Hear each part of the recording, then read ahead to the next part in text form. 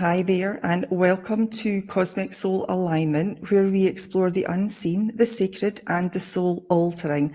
And today's guest is Sunita, a no-nonsense, grounded spiritual teacher, intuitive powerhouse, and former corporate executive who now helps women awaken their psychic gifts and step into full soul alignment.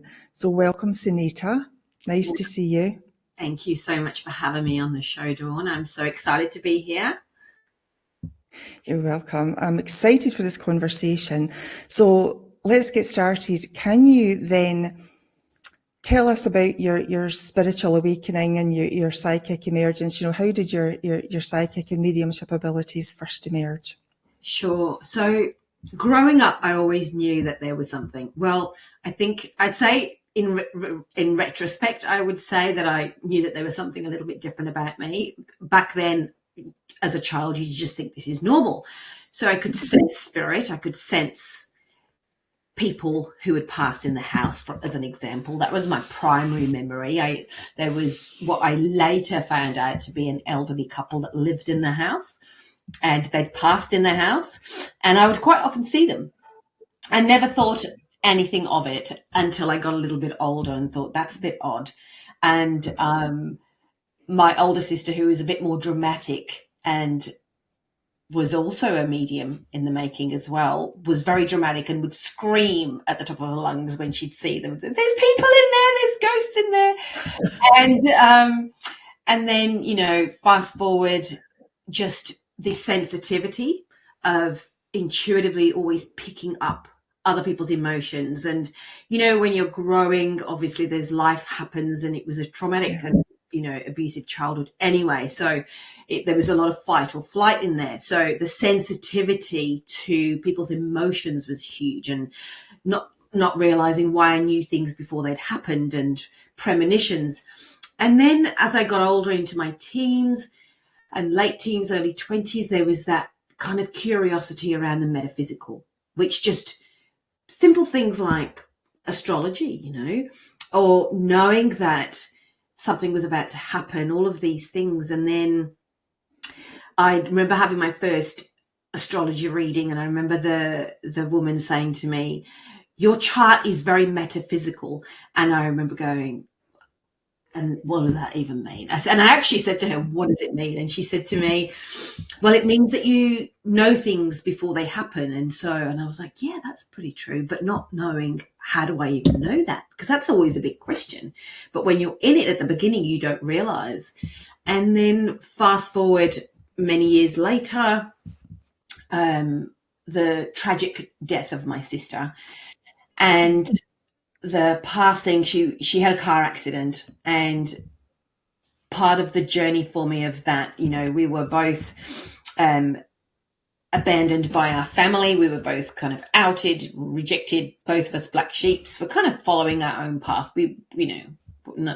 And so we were very, very close. We were always very, very close, which kind of makes sense as that we were both the ones with the mediumship abilities as well, you know.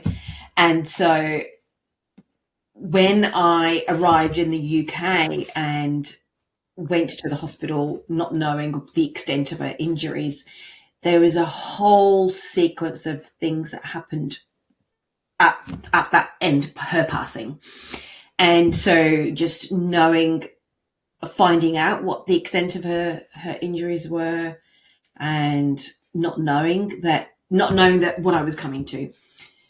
So in her unconscious state, she was on life support, and the things that actually took place when she passed, which was her vision. I had a vision of her. She came to me to say goodbye, and it was a very profound,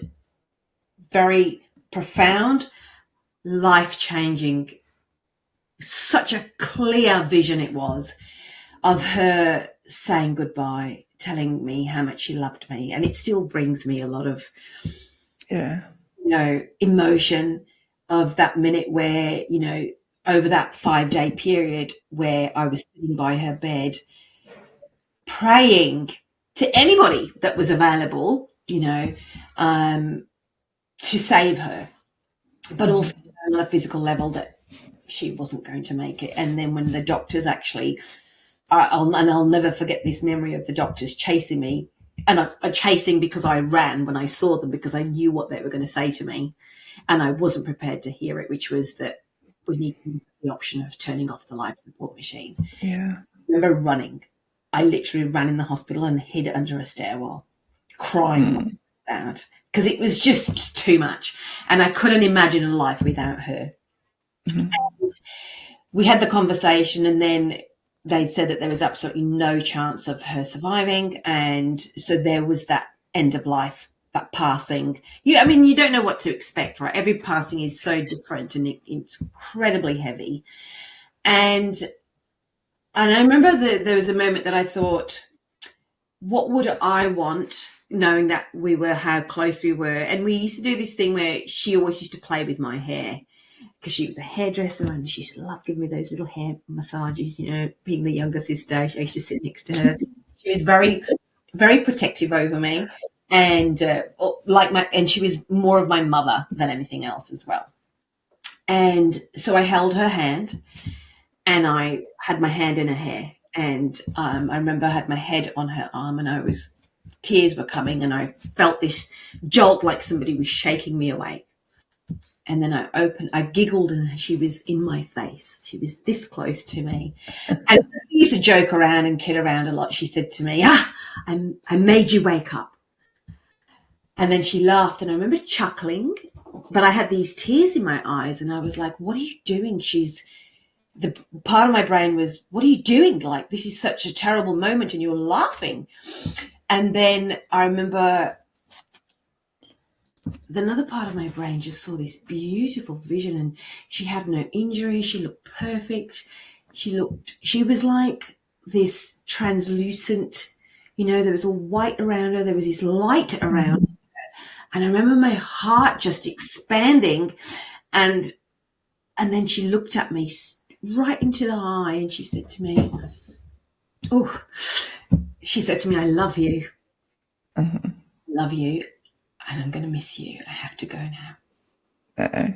And then I remember almost waking up from that moment, and it was like I'm being launched into the nightmare again, and she drifted, and then I heard the machine bleep, flatline. And that was the profound experience that started my journey of awakening. Your awakening. Well, she did tell you, haha, I woke you up. She did. Do you know, I've never seen that. I've never thought. There you go. Yeah. And I'm a strong believer, and part of the work that I do with women is around soul contracts. And we're in and just to explain what I mean, the context that we have lived different lifetimes, and that we have a contract with other people, and that we were fulfilling them in the current life because something was left, something was not completed. And I really believe that there was a contract. I mean, people used to call us twins. There was like a 5-year gap between us, and people used to call us twins even when she died, and I was clearing out she was a hairdresser in her salon. People were knocking on the door, like getting quite angry because they thought it was me, and they were saying, I've heard this rumor that you had a bad car accident, but like, what's going on? Because they thought that it was me, that I was. And I would be calming them down, saying, no, I'm her sister. And they weren't listening. And so there was that familiarity. I mean, I know like sisters do look alike. I don't think that we looked alike, but and we always used to get mistaken with twins. And she always used to say this thing to me growing up, and she used to stand there over me and look and say, you're going to make it for the two of us. And I remember just look at her going, what are you on about? And what I found out through doing some healing work on myself, many years later, working with an excellent medium and healer who trained as a kinesiologist. And I said that there was this repeated issue in my body, and I felt like it was to do with, a psychic, I wouldn't say psychic attack, but a psychic attachment, but it wasn't of this life. And then what came to me in that vision of that work was the energy was being released, and we were kind of finding the root cause, because I am such a root cause person. I said, I want to find this because it was showing up in my body as a health issue. Mm-hmm. Then I saw it. I saw myself in utero as a twin. And when I opened my eyes, so imagine that in utero baby opening their eyes, so there's this, that almost like the sonic sounds in the ears because of the water. Yes. There was a baby lying with me, and the cord was wrapped around that baby's neck. Mm-hmm. And it was from that point that the contract had started for me to survive and for her to die. Okay. So it was a very profound and powerful part of my journey of Karma. And she kept repeating her life and be the one that passed before me so that I could live. So that you could survive. Mm-hmm. So that I could survive. And you're very right, Dawn. She did wake me up, but this was my journey. I had to do this journey on my own. Mm-hmm. And I was saying to myself many times after she passed, I do not want you to die so that I can live, that you deserve to live, and that I will find my way. Mm-hmm. I want. And at that moment, it was almost like a shooting star just disappeared in front of me. And I said, I take back this and I release you from this, that you are not going to have to die for me again, that you can live your fullest life, and that one day maybe we can meet and we can in a contract where we are sisters or whatever we are, and that we both live and grow old together, Mm-hmm.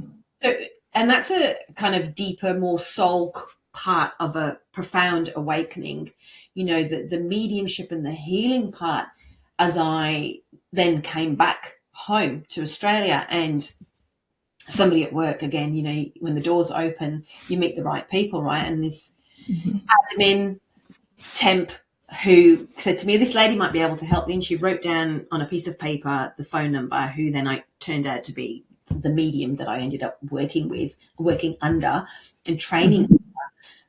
Very powerful, amazing medium here in Australia.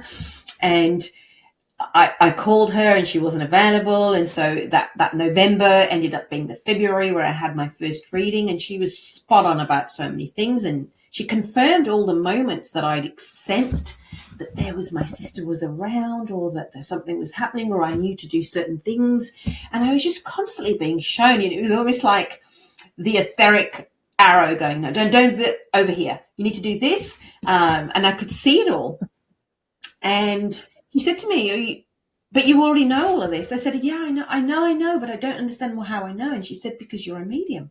And I was like, okay. And kind of like, I don't even know the meaning of that really. Like, what does it really mean to be a medium? And then she said, run workshops and come and, and that was it. She sent me the details of one a couple of months later. She kind of ran them every 6 weeks or so in the year. And within 3 months, she'd said to me to get up and give healing. And I remember thinking, I don't even know what am I doing? But even the practical exercises, we were doing psychometry, we were doing aura readings, we were doing all these readings on each other and practicing working with spirit. And everything just came. It was so profound. Like this whole part of me opened up, and I could see aura. I could see colors on the top of people's heads. And they all meant, I could translate the meanings, and they meant something. Like these people were agreeing and saying, yes, yes, yes. And I was like, I still don't know how I'm doing this, coming from a very academic background and a corporate background. And suddenly you're opened into this world. And I like to liken my story as the Doctor Strange story, the movie. Oh, yes. Very profound. Very profound, from this, neurosurgeon who suddenly can't use his hands, and then he's told he can't. And I remember watching the movie going, that is my life. And suddenly you're thrown into this world, and it's like, how she says, she says to him, there's this whole system of blah, blah, blah. And then she shows him the chakra system and his face, the way, you know, and I do. He called it total nonsense, didn't he? That was like my best part. Just yeah, after that, I'll not spoil it for you, but carry no, on. no, exactly. And not that I ever thought it was nonsense, but it's because I didn't know it. And then you can imagine the depth of learning, and I'm a learner, like I'm a seeker. I will learn. I love to learn. I love, you know, and there's a difference between loving to learn and needing to know, you know. Mm-hmm. Yes. So the education part for me was amazing. And then I learned some valuable things like, you know, there is no university of mediums and healers, right? There is no Hogwarts that we can go with these beautiful. I know, wouldn't Hogwarts be great? That would be fantastic. Oh my goodness, I would like, you know, I often think to myself, you know, there isn't one, so why don't we make one?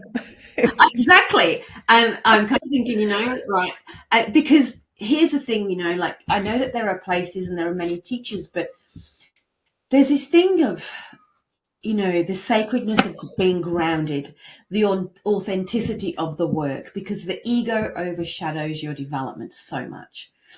And this is the problem. And there is a lot of stuff out there that I do look and, you know, like I know that there are profound things that I've been through and, you know, that people can go, is that real? But there are some things that even I raise my eyebrows of because I don't know. And I'm very good at reading people. You know, my psychic abilities are very heightened. So I know how I use them and how the gift works with me. So when I look at people and I'm thinking, you know, you're not grounded. You're not firmly rooted in the education of the work that you are professing to know about.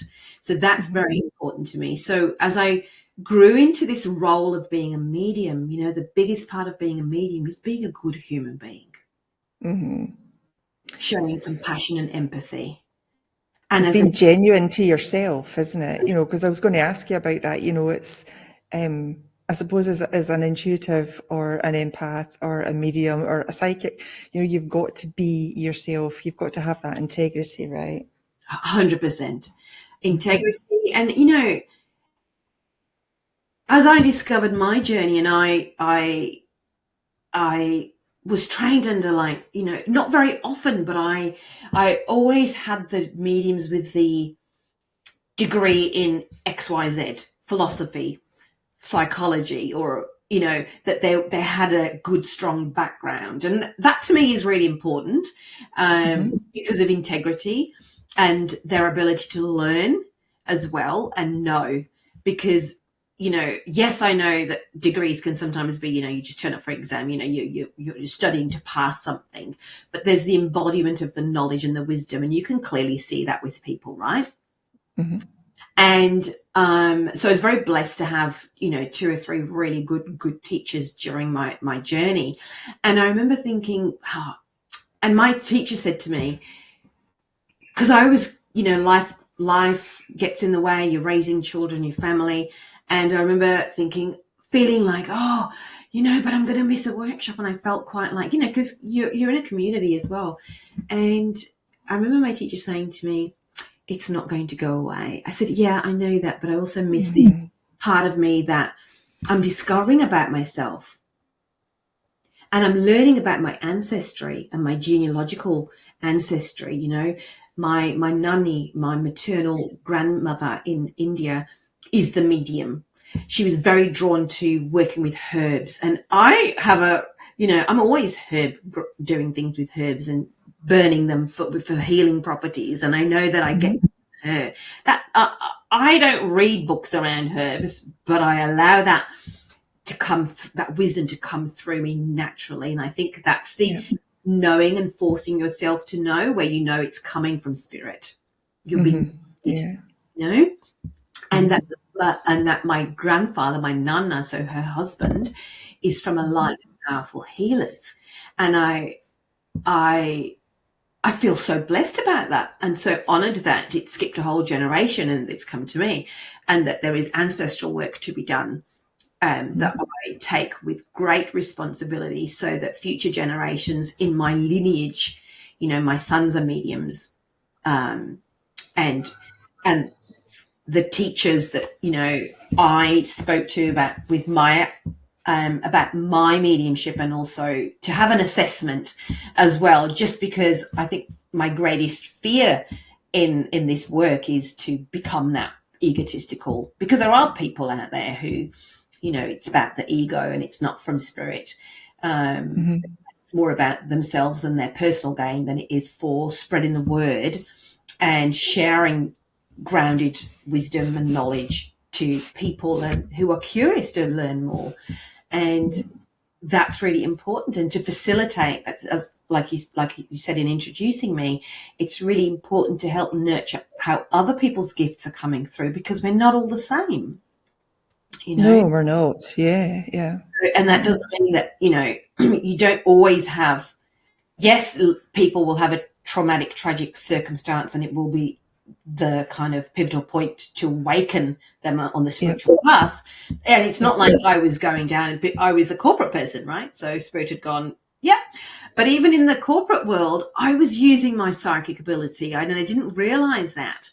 I had a certain way with people. When people would always say to me, it's really amazing how you find this information out about people, because I believe that you do, as I'm an ex-auditor, quality assurance, risk manager, somebody who people fear when they come into the office, right? And so if I was auditing, I would make sure I made that person feel comfortable, because you can't get information out of people by beating them over the head, right? Making them feel small. So the empathy and compassion is always there.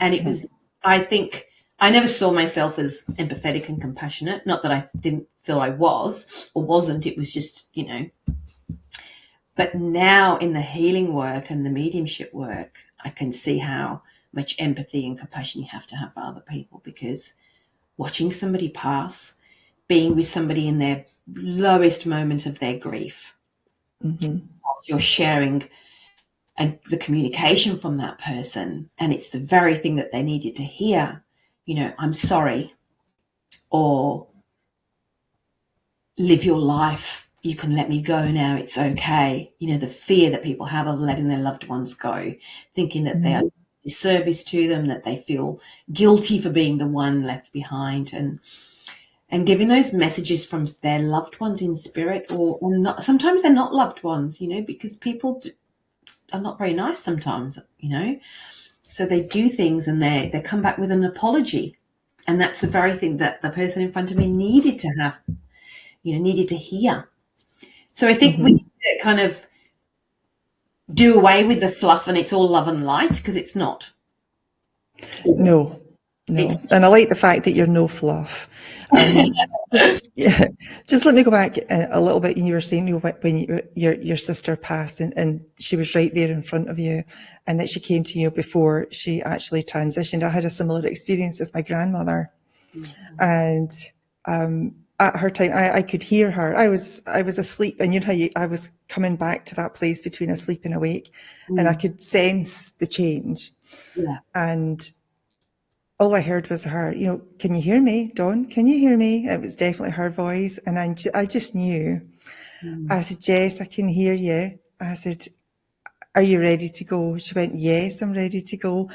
And I was just so happy for her, because she had dementia for a while and she didn't have a life really, and she said, no, I'm ready to go. I'm here with Jimmy, who was my grandpa.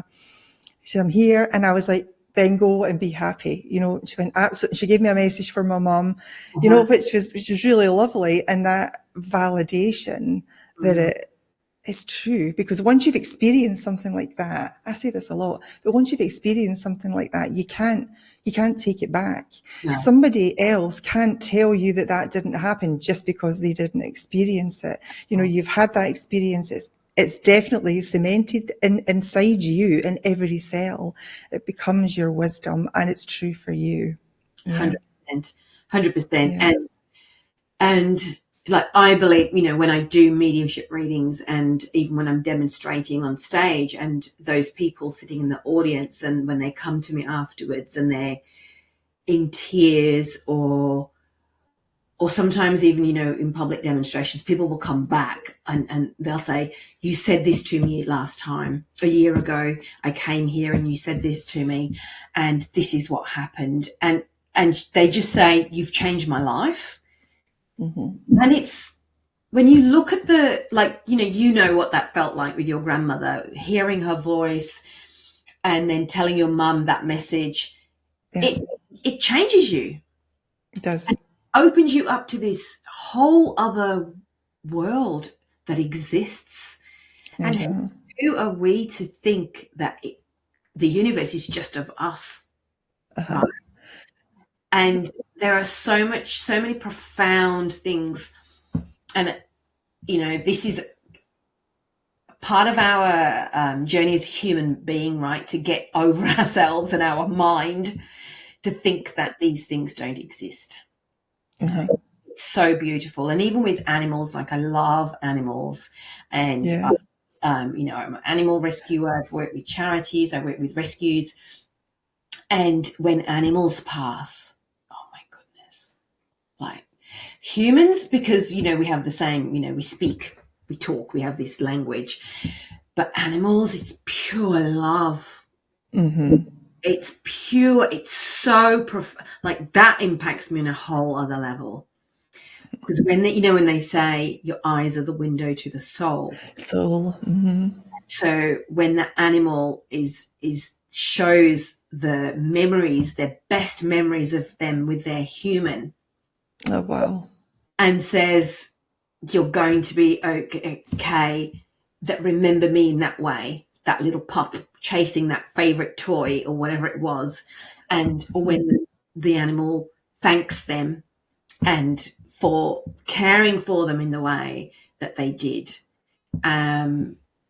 So profound on an emotional level, I feel, because it's so heart opening and it's so like animals are profound. Their energy, their beautiful, the clairsentience of that passing is so profound. And that changes you, it's just they are just come from unconditional love, don't they? They don't really know fear, obviously, unless they're abused, but they just want to love on you all the time. It's just such a wonderful feeling.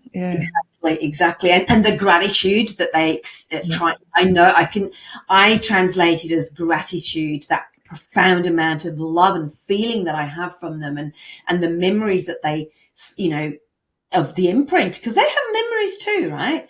And in that connection, and their human is in tears, weeping because they've got this health issue and they know that their time is passing, it's coming to an end, and they're saying, yes, it is, and I want you to remember these memories of us, and that I'm grateful, especially those moments. And I've had a few happen the last 6 months of passings where they've had to be put down because their illness has been so bad, and where there is that gratitude of, you're not doing anything bad, because that's the thing that you're left with as a human, right? That I've killed them, and it's, it's like for humans, I don't know what it's like where you are, but where we've just passed in some states the legislation for ending life, so that we have this choice.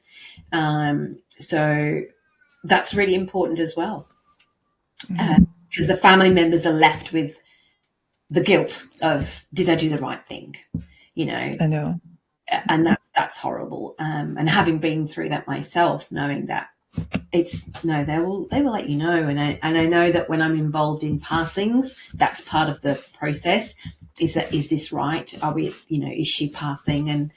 And it's a beautiful to witness and be it's a humbling process to watch somebody's life end, so sacred, that transition. And that's a part of mediumship that nobody talks about, is the endings, transitions it back into spirit world, back to source. It might be an ending of this physical life, but it's the beginning of another. Absolutely. It's a never-ending life. Yeah. And this is something that I've learned in my mediumship, and that I say quite often, is that they are more alive than we are. We're like Oh, yes. dragging ourselves around in these bodies that are eventually going to wither away if we're lucky enough to live to an older age, which we are now, with all the things that we have, technology, we can live longer. Whereas, hundreds of years ago, you were dead in your 30s. You'd be lucky if you got to your 30s, right? And so many, all of these. So getting older is a blessing to be able to sit. And this is something that spirits say quite often, is that, we have this physical shell, and that when we're saying to enjoy the present and love the present, it's saying, I can pick this flower and smell it, because spirit can't. I can see the sunset and the sunrise. I can look at the stars and the moon. Spirit don't do that. And so quite often their messages that come back are around, enjoy being this human being, because you've made this choice to come back at this time, and appreciate the small things. And, I believe, and I'm sure you do as well, Dawn, around that we choose this life for our growth. We choose it for our spiritual development, to learn things for our soul evolution. So when we go back, we're saying, yeah, did I learn that? Yes, I did. 100%. No, damn it, have I got to go back? What did I miss? Oh no, I have to go back again. I already said I'm not having the childhood I had. I'm going to learn everything, and I'm going to work hard, which is probably why I'm grounded and I don't do the fluff, because I'm fearless in my conviction of the growth journey and the evolution of the soul, and I feel very tuned into that part of my path for myself as a medium. Hence, I teach a lot of that, and that depth of work that comes with it, because every medium is different. Like my teacher, I remember she would say to me, "Oh, you just get the thing, the very thing that they need to know right now," because I'm a deeply emotional person. But that's my clairsentience. I'm able to, my psychic ability. So when I work, I'm able to pinpoint the very thing that's blocking you right now, that's stopping you from moving forward. And kind of like that thorn that's stopping you. And so in my mediumship, so that's how it comes through in my mediumship as well. Even though I am clairaudient, I hear and I see as well. Yeah. And she was very surface, with, they had a bike, they had a house with a green door. That's not surface, but if that makes sense, like more physical, like, whereas I was much more deep, and because it was always about soul journeys for me, which I then later understood in my development that makes sense, where I was always getting the deep stuff, because that's what's important to me. I get they live in a 3-bedroom house and there's a window over here and they drive a red car and blah, blah, blah. But yeah, I'm like, where's the fun in that? Absolutely. So do you think then that anybody can become a medium, or only certain people maybe that have been born with certain gifts, or is it something that you can choose to progress, to develop? I believe, and just my understanding is that it is genealogical. It's passed down, and it will, like I said, it skips generations. So no, you can't go to a workshop and go, yes, I'll be a medium, today, or tomorrow I'll do this or whatever. No, there is that part, and I do, from what I know as well, again, in my understanding, is that it is connected to a part of the brain as well as your adrenals. There's a connection there, because I also know many mediums who don't look after their health and well-being. That adrenal problem is what shows up the most. Yeah, total tiredness as well, fatigue, burnout. The metabolism, right? Because I know anytime I'm working, like literally afterwards, like I can't eat before, because you're kind of supported by spirit, and but afterwards I could inhale food because of all the energy in my physical body that's being used to do that energetic work, do the psychic work, do the mediumship, do the healing work. So your constitution, you have to be aware of your constitution, of your physical body as well, to be healthy. I say, obviously there's people that aren't, but I like to be at my optimum to work with spirit, because then I know that the information coming through is I'm at my optimum for them, because I'm just a vessel. I'm just channeling information and passing it on. And I feel I come from the place of it's my duty to make sure my physical body is optimum, and that my mental health is optimum, that my emotional health is optimum, because of course, and this is how spirit looked after me. Like, if I was to reflect over the years, I never got siblings. Every time I did a reading, I never had a sibling, because during my grief journey, that's something that I had to work through, because grief is something, it's live. It's you have to work part of that. And so I remember when I started to get siblings, I was like, oh, and I got a sibling, and I knew spirit were doing something. And I was like, I know you keep giving me grandparents and uncles and all the other people, but not siblings. And then the first sibling I had, I'll never forget, was a brother. And he had surviving brother and two sisters.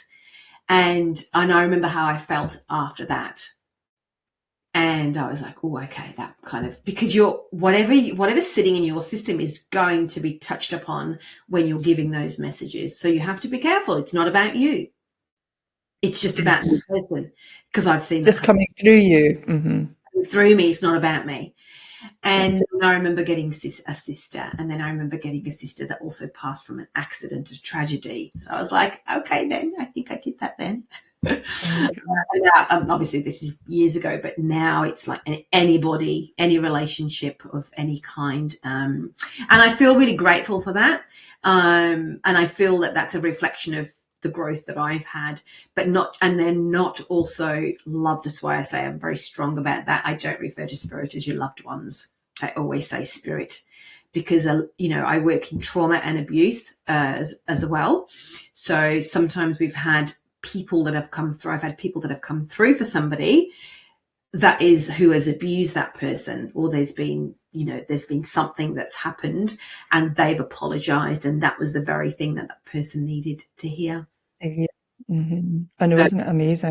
It's so amazing. Now is a good time. We're going to have a quick break, so stay with us. We'll be right back.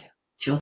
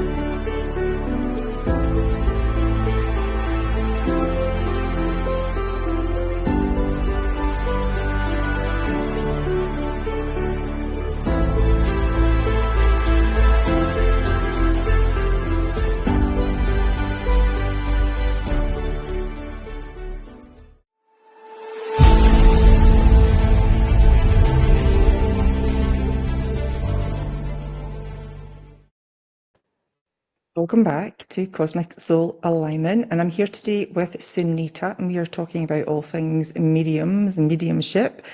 Let me ask you, Sunita, so for someone watching who suspects they might be intuitive, what could be some of the first signs that they would notice? Oh, what a great question. So with intuition, I would ask you to explore and play with it, because once we get creative and play with our intuition. Intuition is very connected to our creativity. So I would say to somebody, get some oracle cards, grab some color pencils, and draw. Practice with somebody. Just see what comes to you, because you have to kind of let go of the mind with intuition and allow that creativity to come through. And, practice with somebody, we all have besties that we talk about this stuff to and say, look, can I do a little reading on you? Just explore, get creative, use color. I love color because there's so much depth, and it allows you to really, read to you and read to me completely different. And what it means is completely different. So you kind of need a tool to get out of your head to start to play with, which is why I say make it fun and make it playful. And there's nothing more playful than color, right? It's so beautiful, and it's a part of us. So I would say, pick somebody that that you can kind of get some information back from as well. Otherwise, you're just doing it on your own without any confirmation, which you need to know if it's your head or your actual intuition. And then just ask yourself some questions, right, about that person. So once they've agreed, so permission is important, and ask yourself, right, where is this person now? What area do they need help with? What's their challenge? What's their block?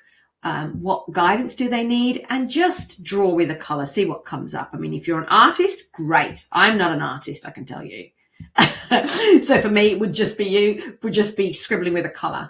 Even I use, you can just print them free off the internet, imagine, or just draw the outside figure of a human form, and then draw the color around the parts of the body that you're seeing, and then translate the color. I love that auric exercise. It's an exercise I always give as a warm-up exercise, and to tune into a person, see what colors you get, and then write some notes about that color, and then ask that person for confirmation. It could be like, I was getting yellow around your head and I feel like you're studying, or I feel like this is what it feels. And you could split it into, emotionally, where are they at? Mentally, where are they at? Physically, where are they at?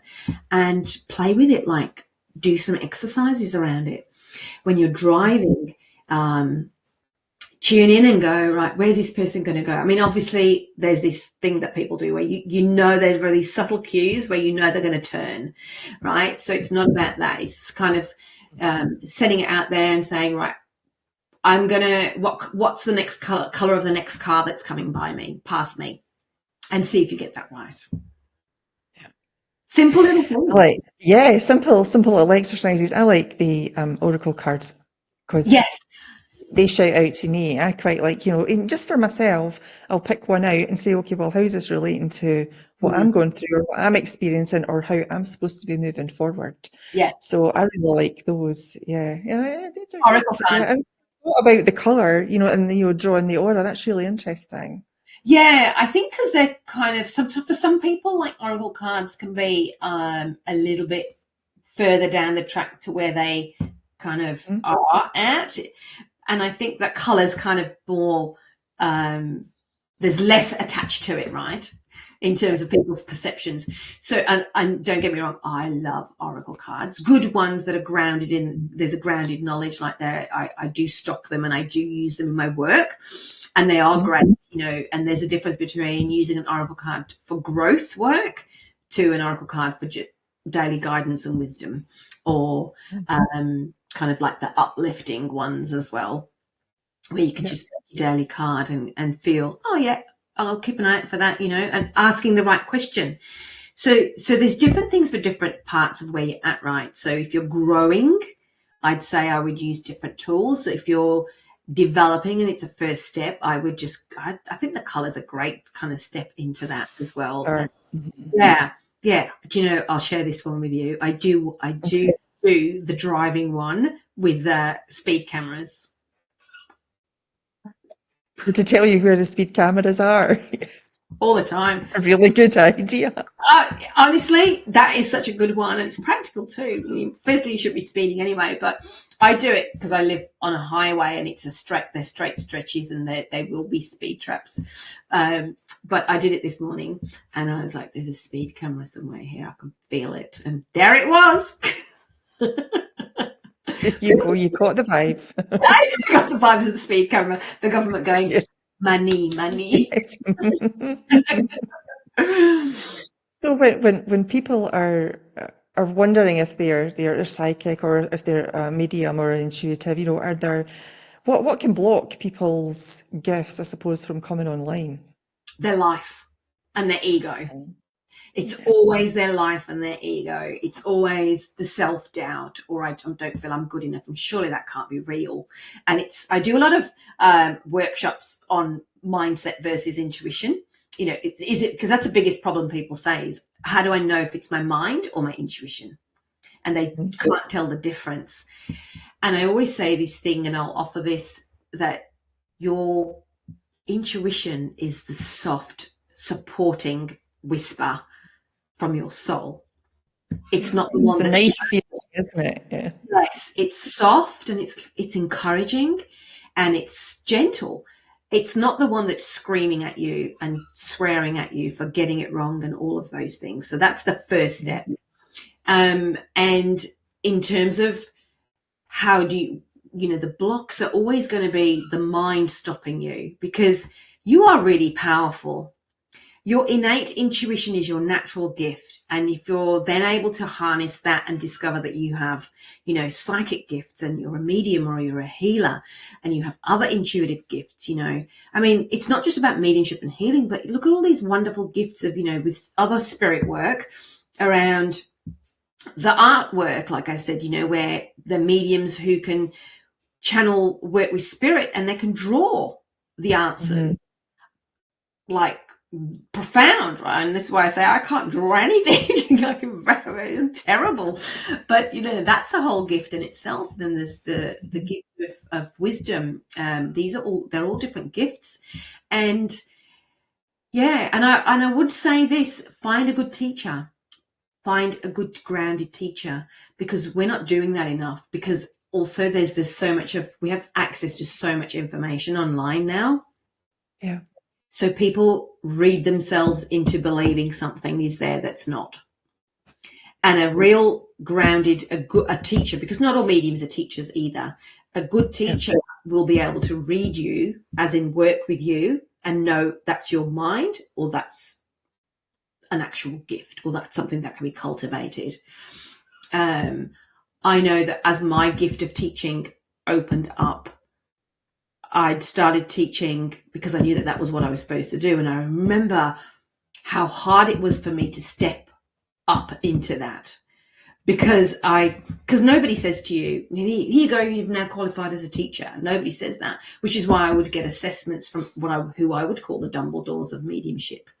And I remember her saying to me that your development, it's all very grounded, and it's all very, very strong. Not just your spiritual development, not just your mediumship and healing, but your spiritual development, like your growth is grounded. And I think there's a responsibility as a teacher to be able to tell people, find a good teacher, sit in a development circle. You have to sit in a development circle, learn how to build your power and work with spirit. It doesn't just happen. Because you ultimately are never going to know, yes, if it is your mind or whether you are actually gifted. So it's not a failing upon yourself. It's integrity of the work. And I think that that's something that we need to talk about more often, is that keeping it sacred, keeping it, sacred, really, and grounded in its truth. Because look at the profound feeling and the memory you have of your grandmother. That's never going to go, and you know that that's real. And look at the work that you're doing. Yeah. I've had a few experiences. It's been great. Some of the things that I've been experiencing, I just absolutely love it, and it set off, my love for the mystical. Really, I mean, many years ago, I think I would say 30 years ago. or we go to a spiritualist church. Yes. And I don't know what happened, but somebody singled me out and said, come in, come and sit with us and let's show you some things. And I would put my hands over somebody's knee and I would just be able to tell them that there was pain there and there was stubbornness in this area. And when I feel cold, there's a block. I know there's a block in there and I don't know how I could tell it, but they Yeah. were helping me to develop that, and it seemed to be coming on really well, and then it all closed down and I had to just do it myself, so it Yeah. was really interesting. Yeah. Yeah. And those spiritualist churches are have been such an integral part of the mediumship movement. And I think I'm glad you said that, because my teacher was of that with the Spiritual National Union, and they made mediumship and healing, they kind of brought it out of the dark ages in the UK, where you could publicly demonstrate and not be imprisoned. And we need to do that more, because if that hadn't have happened, we would be, I don't know, burnt at the stake probably. Yes, past lives about being burnt at the stake had a couple of Yeah, me not very good, but yeah, me too. You see what I mean? So I think as we move forward into the movement, yes, there's modern mediumship, but don't lose the roots and the grounded and the people who came before us, who did die before us. And I think because I love the British mediums. They're so powerful, so powerful. Those old, those black and white photos and those old mediums, there's that stuff has disappeared because we've become so distracted. And we've become distracted in I would say, like the tricks and of the what we can do. Like, you can touch somebody, you know exactly where they're at. I know I can do that. I know with the healing work we can move blocks, and all of this profound stuff is real, right? Everybody else fails and they've said, right, I don't know where else to go. They come to us. People come to us because they go, you're my last resort. Don't worry, we got there. And they go along that path, and profound things have happened for them in their life. And saying to somebody, if you've started the journey, find that good teacher, find a good circle, ask the questions, and look at the person that you are seeing. Where is their background? What's their background? Listen to what they're talking about. Is it grounded? Are they knowledgeable? Like, about the spiritual churches. I used to go to them too, because it was the only place we could go to hang out where there was real stuff happening. I remember sitting in those, just get some healing. It made you feel so good, right? It's like, oh, good, but because that was a development circle that I grew up in here. And there are a few left in Australia. I'm sure that there's plenty, but there's the same crowd of people that go to them, isn't there? It's the same group. And I also find that there's new families that arrive, especially when they've just lost somebody. Yes, and that's why it started with me. And I used to take my daughter and my mum and my sister. We'd go. We all loved that sort of thing, and it was great. The readings that would come through, sometimes they were a little bit flat, but other times they were really excellent, and they were top notch. They really were mostly amazing. I used to look forward to that. Yeah. But listen, we are bang out of time, so I want to thank you for bringing your clarity and your truth, and your deep soul wisdom to the show. And your journey is proof that spiritual power doesn't require fluff, right? It's already within us, and it's waiting to be remembered. Yeah. So I want to say thank you so much. And to the viewers, if you're feeling the call to unlock your gifts, trust that's not a coincidence, right? There is a path, and there are teachers like Sunita to help guide you home. So until next time, please stay grounded, stay curious, and keep aligning with your soul. Thank you, Sunita. Thank you so much for having me.